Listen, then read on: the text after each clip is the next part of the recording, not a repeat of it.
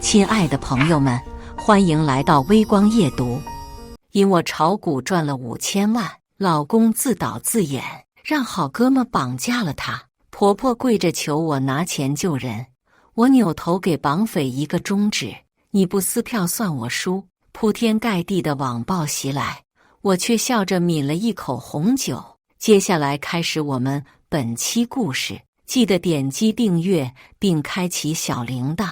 接到绑匪电话时，我正在酒吧蹦迪。李小月是吧？我们绑了你老公，拿出5000万，否则……此时酒吧内人声鼎沸，嘈杂到我根本听不清对方的声音。我挠了挠耳朵，嘟囔：绑架、骗钱也不换个理由。不等对方回应，啪地挂断了电话。为了庆祝我老公被绑架，我打了个酒嗝，一只脚蹬在桌子上。今天在场所有人的酒水我全包了，万岁！众人扭得更欢了，纷纷朝我簇拥而来。只是绑匪一点眼色都没有，电话一个接一个。我终于不耐烦了，你们是不是有病？绑架是吧？绑了就快点撕票，他今晚没死就算我输。这番话直接把绑匪给整不会了，甚至连组织语言的机会都没有。沉默半晌后，话筒传来熟悉的声音，他声音急切，带着哭腔：老婆，你千万不要来救我，我会想办法自己逃脱的。好的，我乖巧回答。对面瞬间卡壳，好在绑匪静职敬业，继续开始表演。你他妈的，再多逼一句，老子剁了你的手！绑匪气急败坏的怒骂，伴随一阵拳打脚踢。老公虚弱的怒吼：我是不会屈服的。老婆，阳台花瓶里有我送给你的结婚纪念礼物，这也是我送给你的最后一件礼物，希望你能好好照顾自己，千万不要想我。我跟着嘤嘤哭泣。老公，你放心，我一定会照顾好自己。娶他10个8个小男人，把你给彻底忘了。老公哭泣暂停，怒不可遏。你居然给我戴绿帽子！我无措茫然，发出灵魂般困惑。你不是快死了吗？我娶10个男人，5个伺候我起居，剩下的全给我去赚钱。老公，你安息吧，我会生几个大胖儿子，给你坟前磕头。嘟嘟嘟，我还没玩够呢，怎么把电话给挂断了？我不满地抱怨几声，周围人哈哈大笑起来。没人没把这通电话当回事，甚至还分享了更多奇葩诈骗手段。我只能说他们真相了，这通电话确实是诈骗，只不过是我老公自己绑架自己。前世我根本没有想过杀妻骗财会发生在我身上。当我收到老公被绑架的消息后，立马去找婆婆商量报警把老公救出来。你个丧门星，要害死我儿子，你才甘心吗？我被打懵了，向来视我如亲女的婆婆竟然狠狠扇了我一巴掌。她哭得坐在地上直拍大腿，亲戚们也纷纷劝我：小月啊，能用钱解决的事情为什么要报警？万一把绑匪惹怒撕票了怎么办？真是狼心狗肺。她想等男人死了准备换个老公，七嘴八舌下劝解逐渐变了味道。所有人都鄙夷地看着我，仿佛我是个自私自利，为了金钱不顾丈夫性命的恶毒女人。我没有，对，你没有，我们信了。一个亲戚讥笑道，轻飘飘一句话让我差点崩溃。自从老公被绑架后，几乎没合过眼，强忍着眩晕，神经也崩到极限，还要遭受亲戚们的污蔑辱骂。小月啊，算妈求求你了！满头白发的婆婆哭得满脸是泪，头磕得砰砰作响。妈怕他死，求你千万别报警。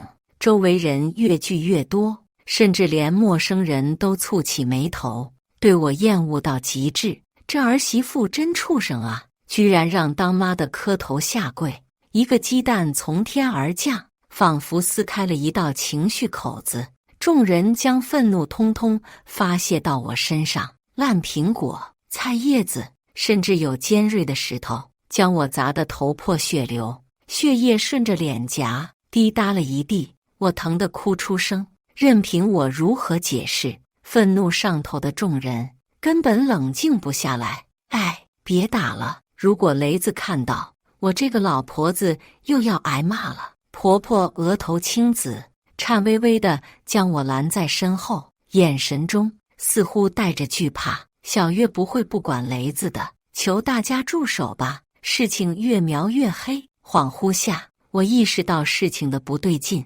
从我和张雷结婚后，一直是恩爱夫妻，但也避免不了磕磕绊绊的吵两声。即使是这样，婆婆都是向着我的。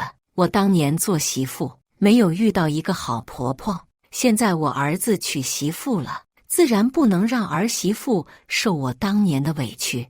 我因此大受感动，把婆婆当成亲妈来对待。朋友们不止一次羡慕我嫁得好，可现在我却冷得浑身打颤。10年如一日的好婆婆形象已经彻底深入人心，没有人会怀疑她撒谎。她都跪下求你了，求你发发善心吧，拿钱救人有这么难吗？那是你老公啊，雷子怎么娶了你这种冷血动物？我妥协了。然而本以为用钱换得安宁，却成了致我死亡的催命符。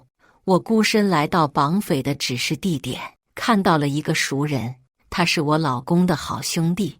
我想着，如果有他在身边，把人救出来的几率也能增加不少。连忙说道：“东哥，雷子被绑架了，你能不能……”话未说完，我突然有种不好的预感。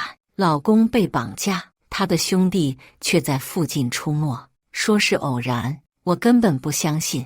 正欲逃离时，头部被人狠狠一敲，失去了意识。再次醒来，我的老公张雷正笑眯眯地看着我，他坐在沙发上，衣着整洁干净，丝毫不见绑架的模样。小月，别怪我，谁让你生不出孩子，偏偏还中了5000万呢？我彻底明白，这是一场赤裸裸的阴谋。5000万这个金额实在是太大了，谁不希望从中分一杯羹？悲哀莫过于心死。我朝他笑了笑，张磊，钱你已经拿到了，我们离婚吧。哀伤到极致后，甚至连一滴眼泪都流不出来，只想逃离这个可怕的噩梦，想离开我。他用毛巾堵上了我的嘴，彻底阻断了我最后求救的可能性。用身体来换吧，刚好我几个兄弟想尝尝你的味道。满腔愤怒与绝望撕扯着我的神经。他对他的几个哥们笑道：“钱分到了，女人也给你们，哥们对你们不错吧？”一人笑呵呵道：“可惜是个二手货。”张雷笑骂：“别得了便宜还卖乖，这女人以后随你们玩。”反正一根钢筋戳穿了张雷的胸口，他顿了顿，猛地咳出一口血，不可思议地垂下头。我将钢筋猛地拔出，彻底癫狂。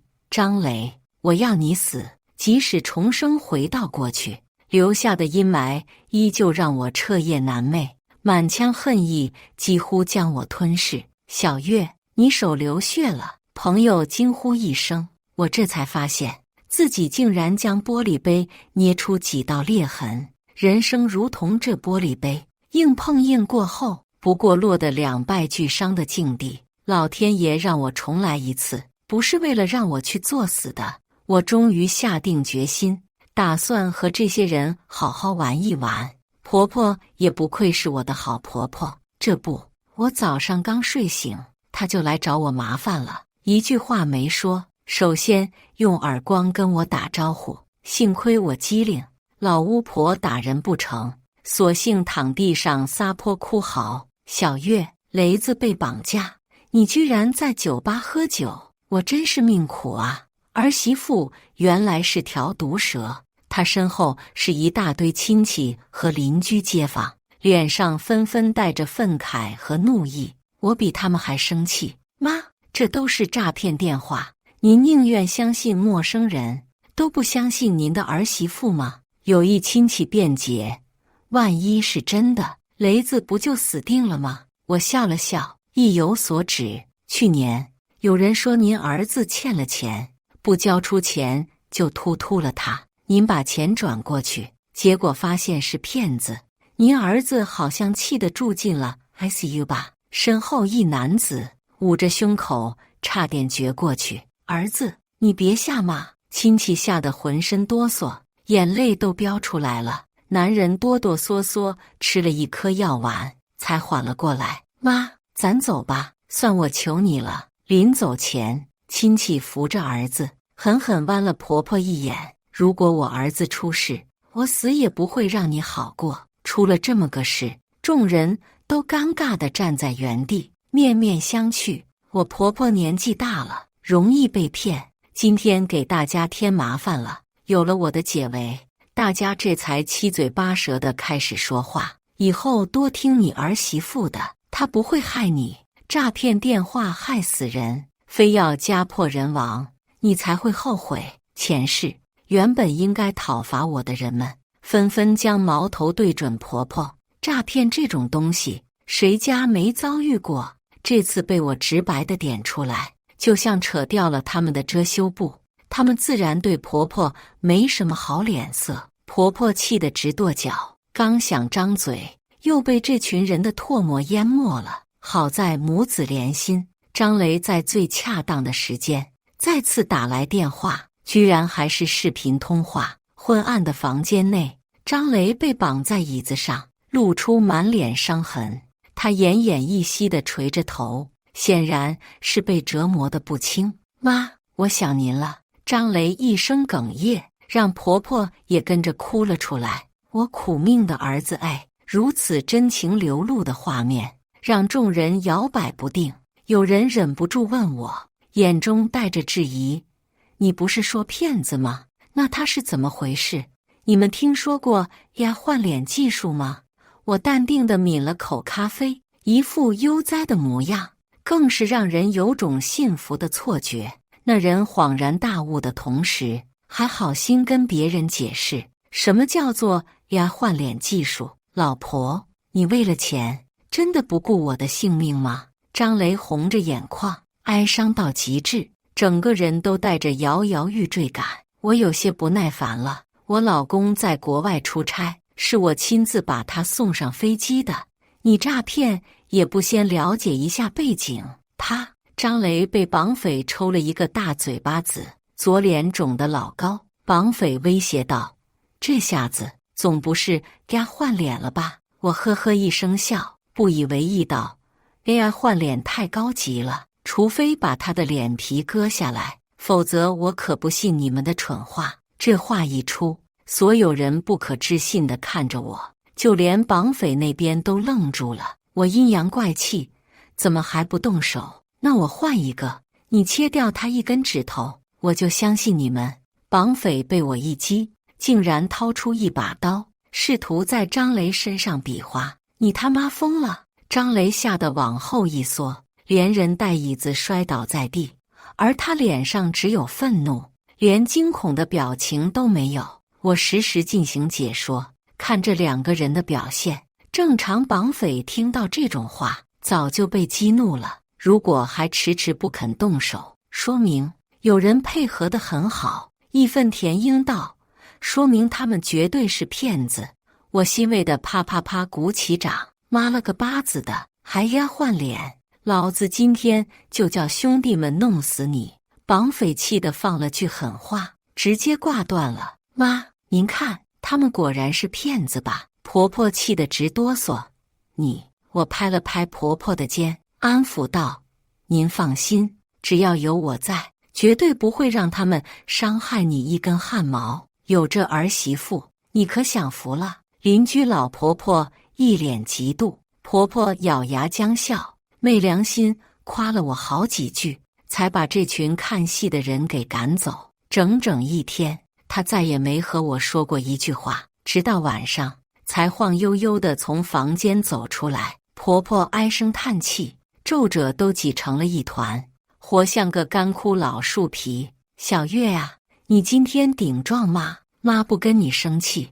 门铃声突然响起，紧接着大门被狠狠冲撞，伴随骂骂咧咧的声音：李小月，老子知道你在家，再不滚出来，小心你死定了。婆婆这才慢悠悠道：雷子是你丈夫，你不管，雷子的兄弟们也不会让你好过。我内心不禁冷笑，道德绑架不成就上门来威胁，果然是一丘之貉的恶心做派。打开门后，一桶腥臭的液体从我头顶浇下。你这个狼心狗肺的东西，老子不打女人，但是总要给你个教训，让你知道我们雷子也是有兄弟撑腰的。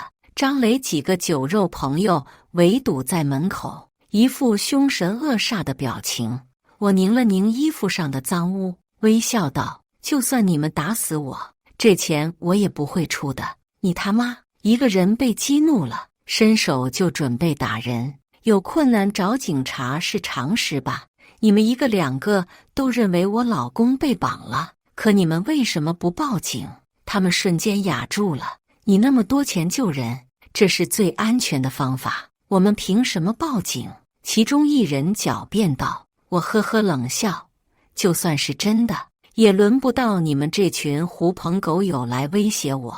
几番阴阳怪气，脾气再好的男人也憋不住怒火。在拳头朝门面袭来时，我假装脚一滑，一屁股坐在了边上。啊！婆婆惨叫一声，狼狈地跌倒在地，嘴里吐出几颗沾血的牙。男人吓得不知所措。可吧，阿姨，您没事吧？天杀的，你们这群男人居然欺负一个老人，真是丧良心的狗东西！几个人手忙脚乱，想把他扶起来，被我嗷一嗓子叫猛了。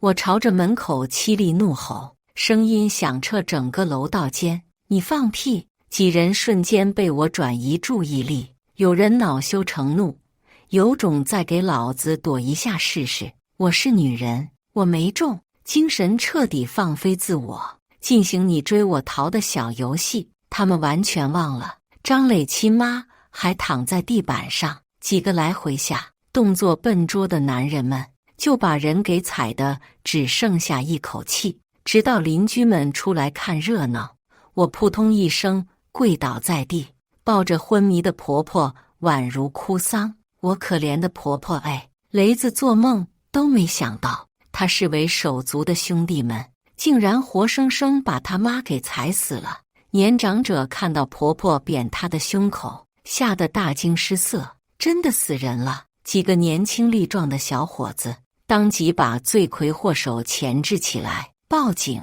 必须报警！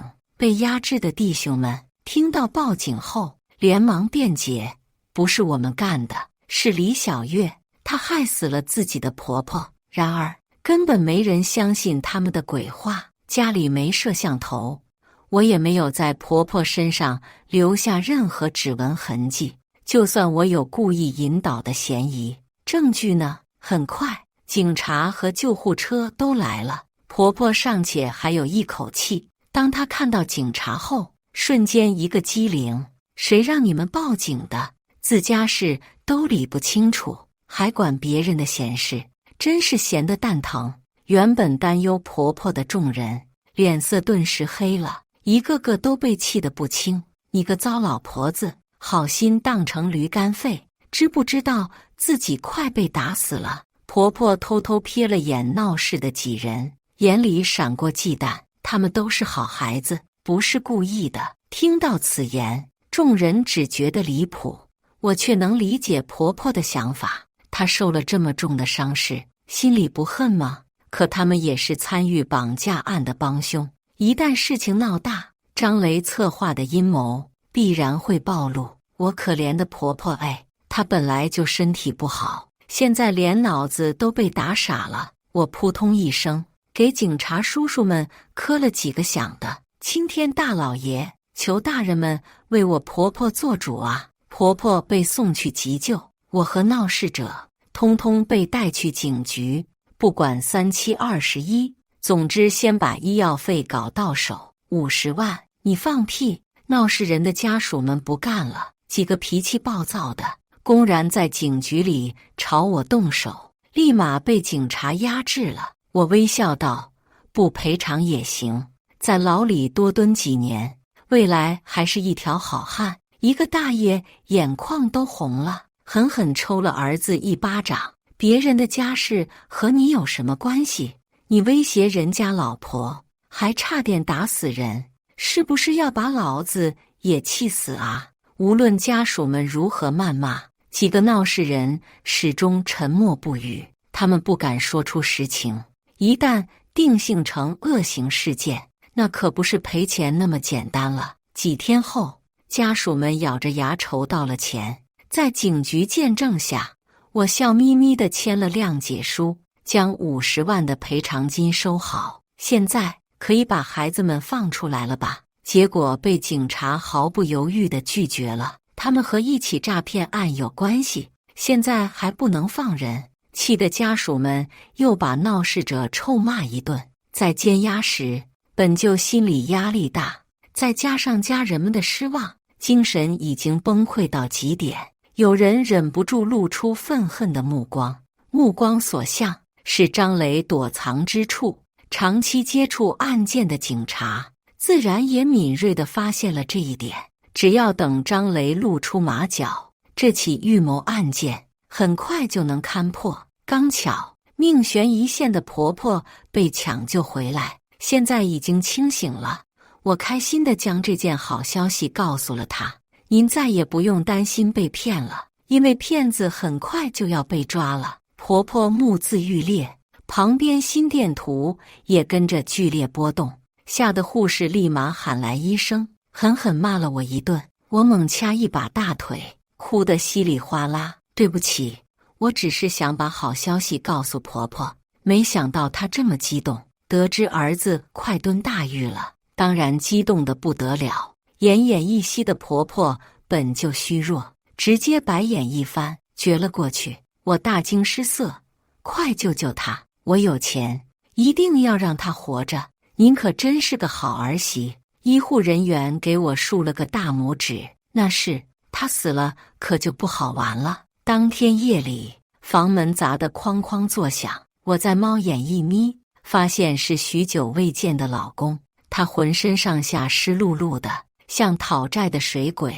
老婆，是我终于从绑架犯手里逃出来了，你快开门。他仰着头，故意露出可怜委屈的样子。当年我就是被这无用的皮囊给迷了眼，整整10年啊！就算养条狗，狗都对我有感情了，偏偏张雷以最残暴的方式对我羞辱至极。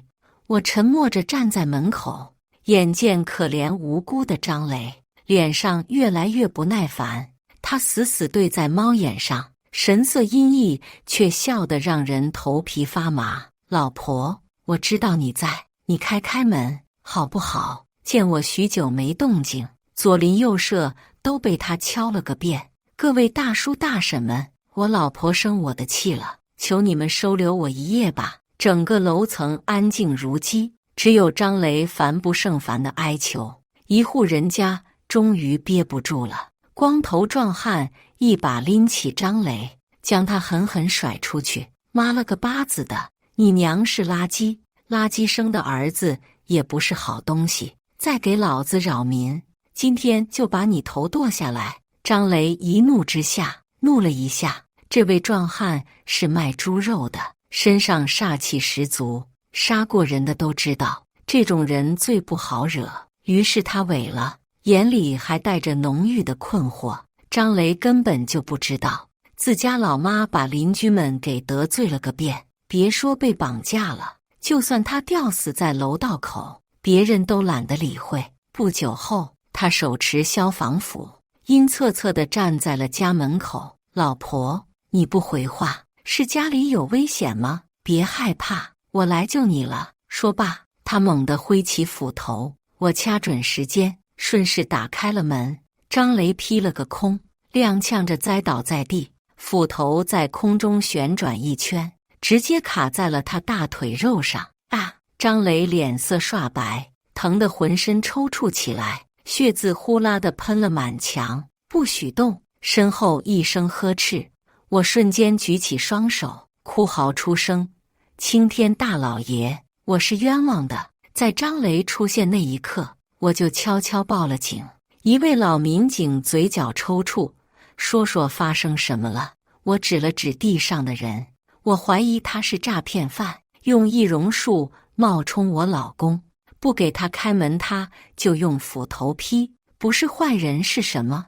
老民警面色有些古怪，他就是你老公本人，雷子。我大惊失色，跪在他身旁，狠狠给了自己几个大逼斗。都怪我，是我眼瞎，害得你受这种苦。你打我吧，骂我吧，但是不要不理我。张雷苦涩一笑，月月，我以为你遇到危险了，还好你没事。我一脸感动，紧紧勒住他的脖子，直到他脸色泛紫，憋得快要窒息时，才不情不愿地把他松开。送去医院后，也只是伤到了大动脉，并没有危及生命。警察为了尽快抓到嫌疑人，在张雷清醒后，便开始询问他被绑架时的情况。张雷苦笑一声，伸出伤痕累累的双手。前几天，绑匪突然把我扔进水里，如果不是绳子松开，我恐怕再也看不到母亲和妻子了。老警察眼神微暗，不动声色道：张先生，如果你知道自己被绑架的位置，我们可以立马锁定嫌疑人，直接抓捕归案。张雷瞳孔一缩，掩饰性的喝了2口鸡汤，才讪讪一笑：他们给我喂了安眠药，每天都昏昏沉沉的。老警察毫不留情拆穿了他：检测报告显示，你体内并没有安眠药成分，而且你作为受害人，居然只受了皮肉伤。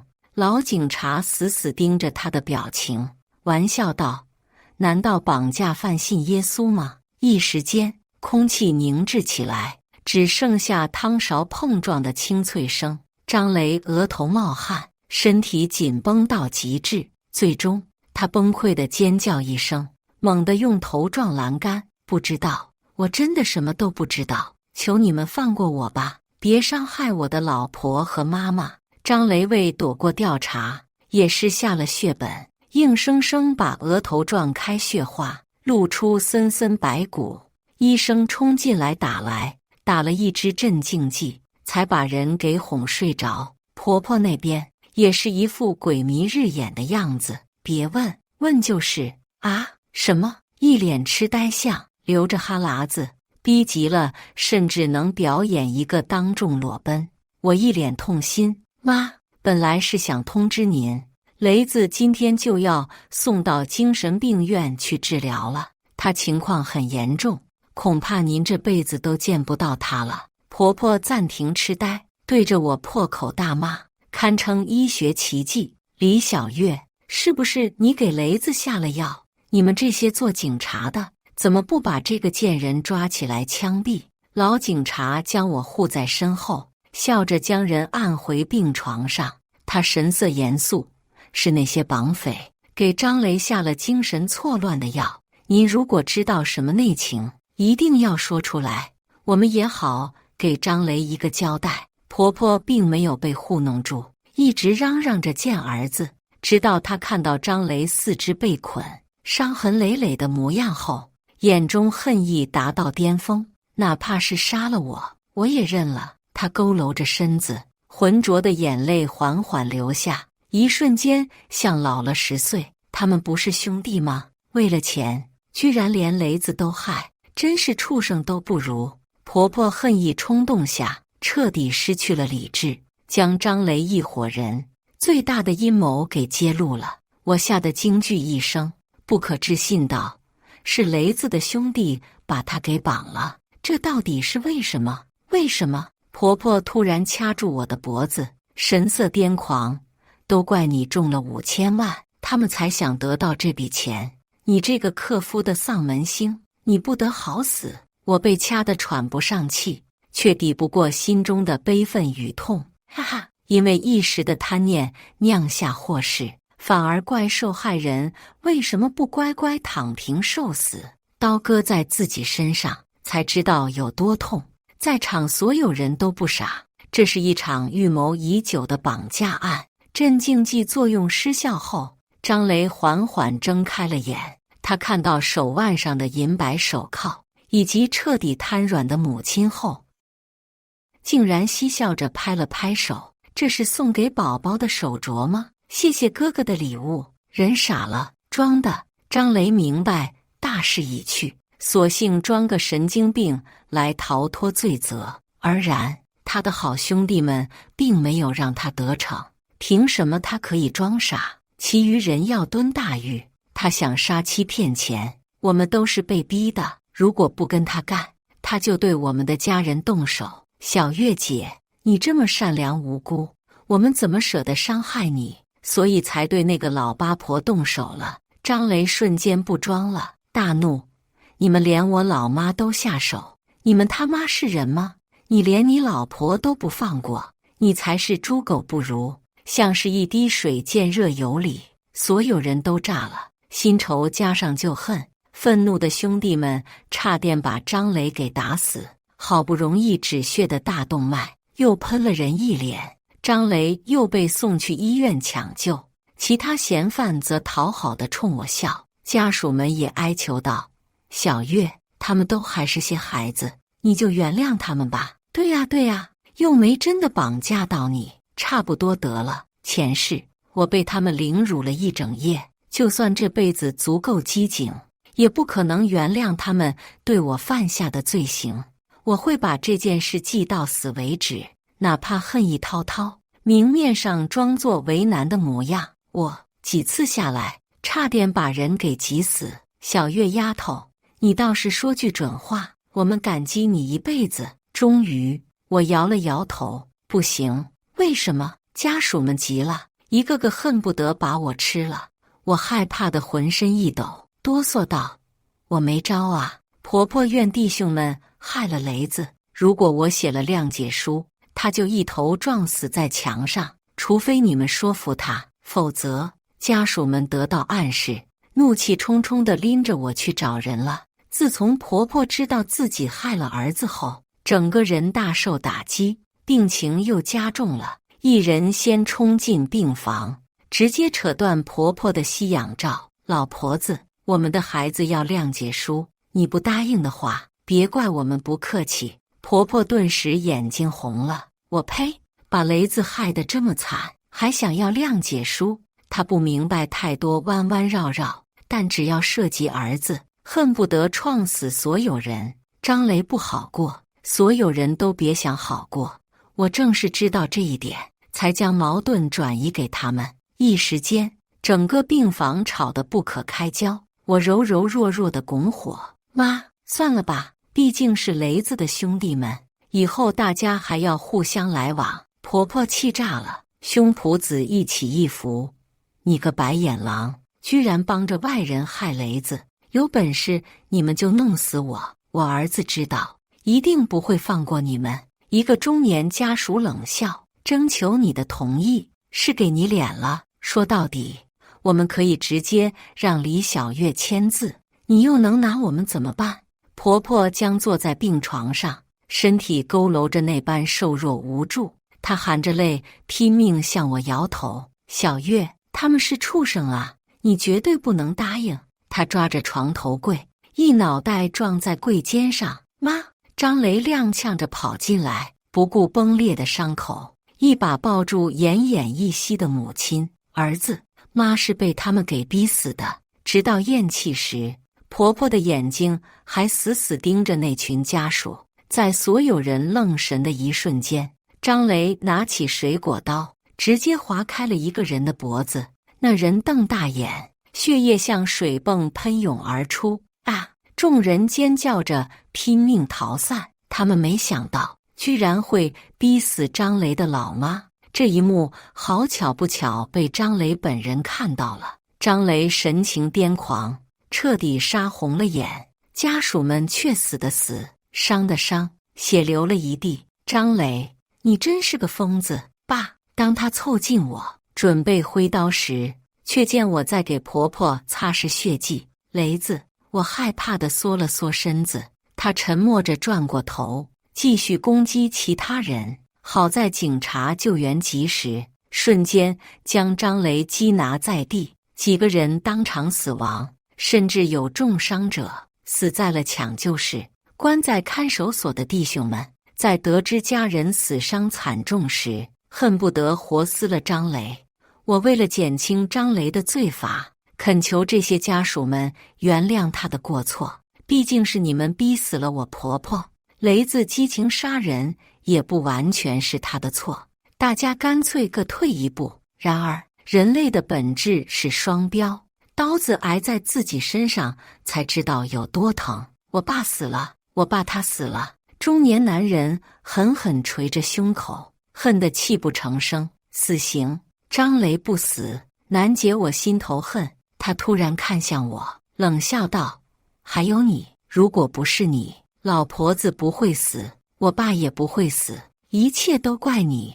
张雷暴起杀人，警局本就受到了挑衅，现在居然还有人顶风作案。警察们直接将男人压制在地，严肃道：如果李小月被害了，你们有一个算一个，通通视为藐视执法者，后果你们掂量一下。家属们这才老实起来，该赔偿赔偿，该死刑死刑。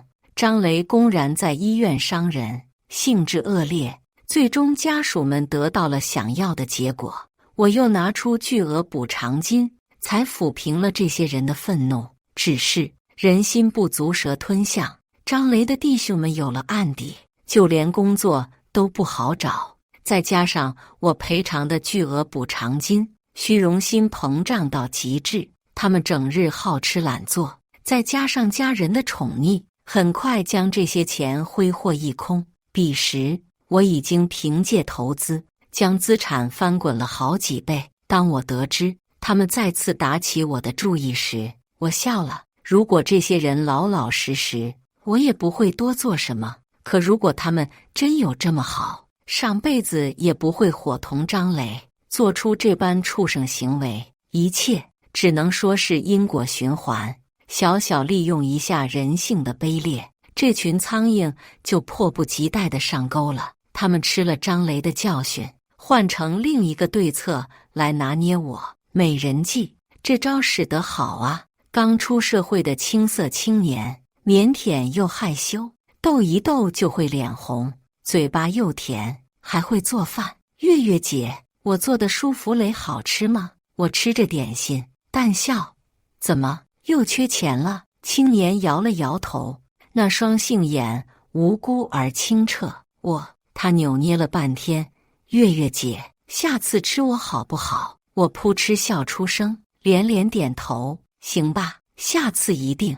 为了表达我对他的喜爱，什么名牌都往他身上兑，钱也是随便花。小年轻逐渐变得飘飘然起来，甚至将这些人都安排进几家分公司当小领导，一个个贪得无厌，挪用公司公款。我有些失望，看来真是养不熟的白眼狼。但凡他把计划告诉我，我还会给他一份不错的工作，以当他这段时间给我提供的情绪价值。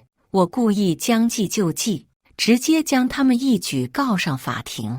小年轻不可置信地瘫倒在地，我微笑地摸了摸他的头。小家伙，游戏结束了。这群人灰溜溜的又蹲了大狱，最少的刑期都在10年以上，甚至有人判了无期徒刑。家属们还要分担上百万的赔偿。正所谓，吃了我的都要给我吐出来。感谢大家的观看，本期故事精彩吗？欢迎大家在下方评论区讨论。如果你喜欢这类故事，记得点击订阅微光夜读，并分享给更多的人，这会对我帮助很大。再次感谢大家的观看。